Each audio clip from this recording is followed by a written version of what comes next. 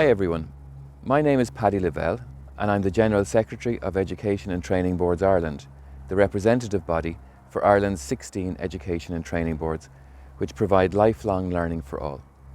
Welcome to our series called The Future of Education and Training in Ireland.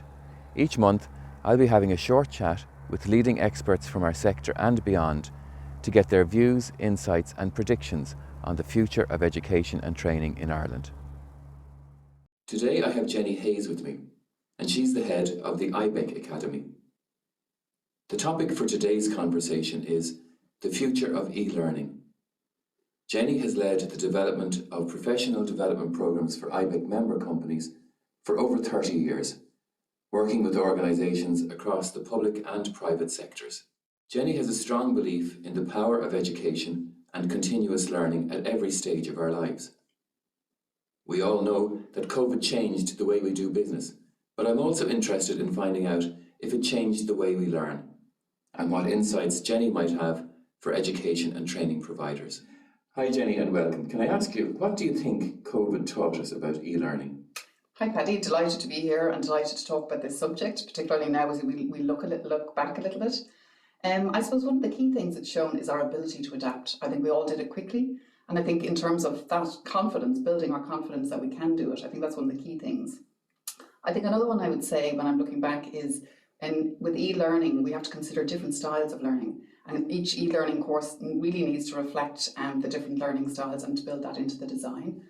The other one I've seen is the role of the manager.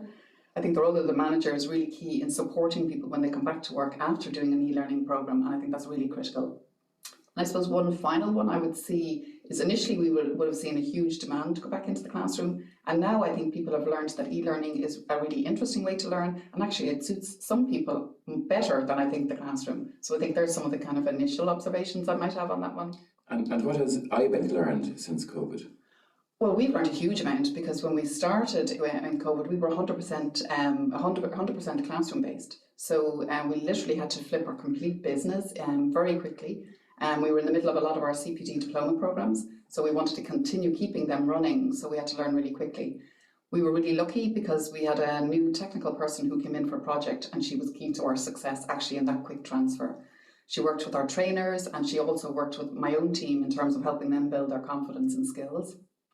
But I think after the initial kind of period of transferring courses quickly, we worked with an e-learning design specialist. And she was excellent because she helped us look at our programs and really reimagine them for the e-learning environment. And that made a big difference. And then the final piece I'd say would be we set up a monthly trainer forum where trainers come together, they share their insights on what they're doing online. And trainers of all types of people, they learn quickly, they like learning new tricks, like new ways of teaching, new insights, and they share those with each other. So we've kept that going, and that's something that's really had an impact, I think. So Jenny, how does the way that we learn impact the way we should design our e-learning programs? That's a really interesting question, Paddy, and there's so much, I think, background and research in this area. So I'll share some of the insights that I might have on that particular topic.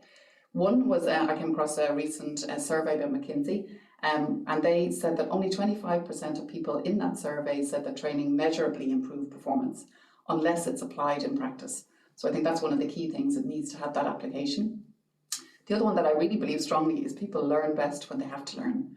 You know, if you've got a deadline or something to do or a presentation or something within your role, and that gives us a focus, and then I think people learn much better when you have to learn.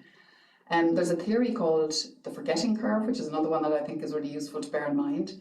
We quickly forget what we learn when we're talking about new information unless it's applied. And actually we can forget 75% after 6 days. So it's quite a shocking statistic when we think of the amount that we might forget unless we apply it. One way around that though is spaced repetition. And that's where we review at increasing intervals of 1 day, 2 days, 4 days, 8 days, for example.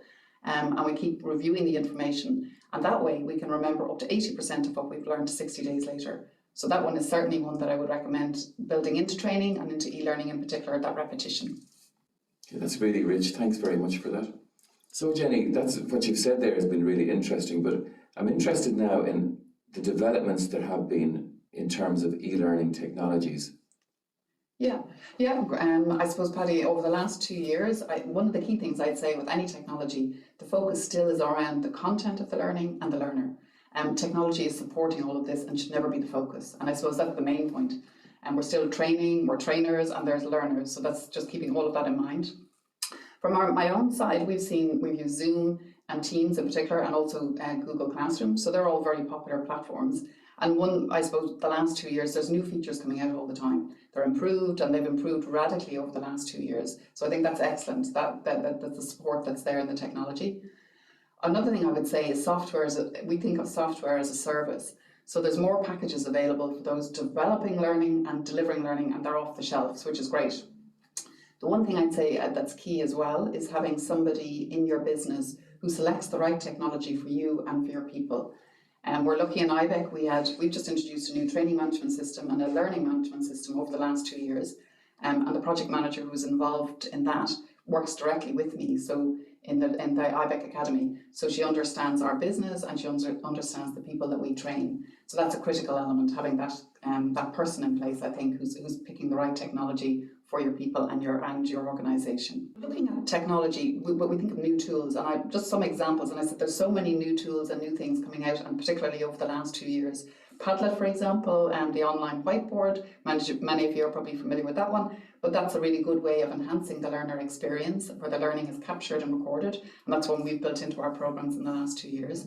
Another one we've tried is Kahoot, which is a great quizzing tool. Again, just an example of something that works, and our students like it and our trainers like using them. And again, I think that's important, the confidence of the trainer in using the technology, and that suits them as well as the programs that they deliver. The other one I'd say is people want learning now that's focused and easy to access from a range of devices. So bearing that in mind, I think, in the design. And the other one I would say, I know security is so important, but avoid having too many login details, as I think the learning needs to be easily accessed.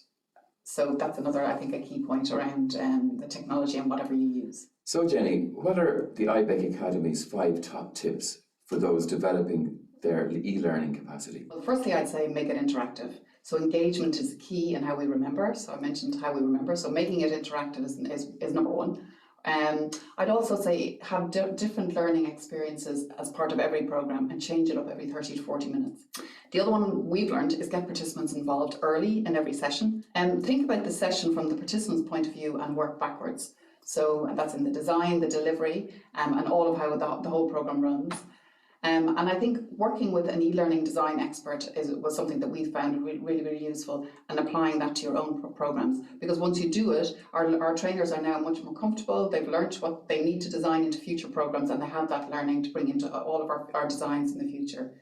The other one I would say is insist on cameras on as much as possible, and stand when you're delivering. Like, a training and teaching is around, the interaction between the trainer and the participants. So our trainers, a lot of them will stand, and they've said that makes a really powerful impact, I think, in terms of how they feel and that interaction. So they might be the 5 key ones that I might mention. So Jenny, have you any final words of advice for our e-learning practitioners?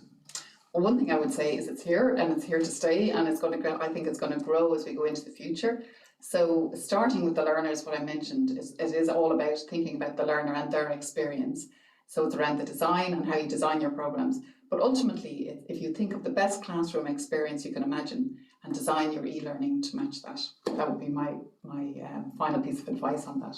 Well, that really resonates with me and with the education and training boards, because we do try to make sure that the learner is at the centre. Well, thank you very much for that, Jenny. I found it really interesting, all of the insights that you gave us today.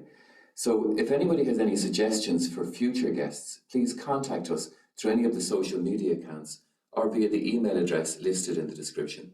See you next time.